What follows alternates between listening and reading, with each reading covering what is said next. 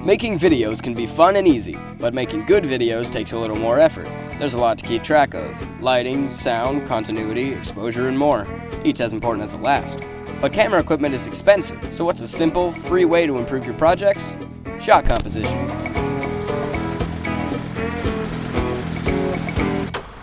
Now this is how most amateurs film. They just point and shoot, and they end up with scenes like this. But notice how bland and repetitive the shots are, and all the blank space around the subject. As a filmmaker, it's your job to spice up the project with a variety of shots, and make sure that each shot doesn't detract from the scene. But there are many kinds of shots to pull from, and each serves a purpose. The first thing to determine is distance.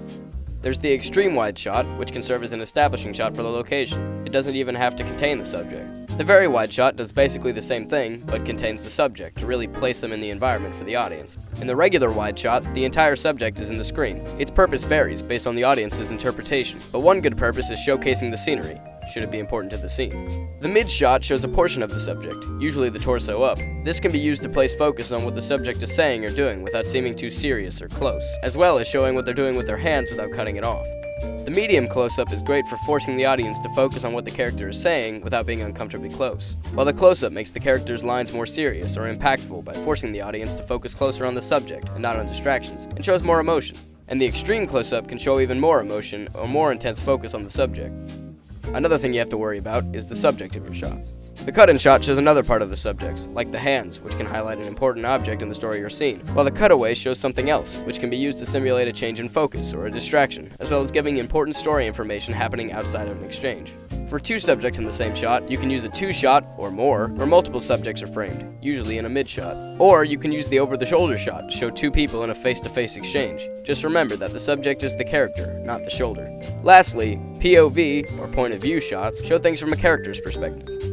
You can also have movement in shots. There's pan, tilt, zoom, and dolly shots. For these, just remember to keep the subject in the frame, and try to keep the movement from being jarring or distracting. You can even try to keep some of the aforementioned shot types. The last thing you should always keep in mind is how important the background is. If it is important to the scene, or the particular shot, then it can be distracting from the subject. If this is the case, a great way to reduce the pull towards the background and better define the subject is to back up and zoom in. This reduces the depth of field and makes the background appear blurrier than the subject. It adds more focus to the subject and emphasizes what they say. You could even create the exact same shot with only the background change. By using a variety of shots, you can easily improve your project by making sure the audience sees what they need to see and isn't distracted by anything they don't, as well as adding a touch of your own personal style to the work. Better your films. Use shot composition.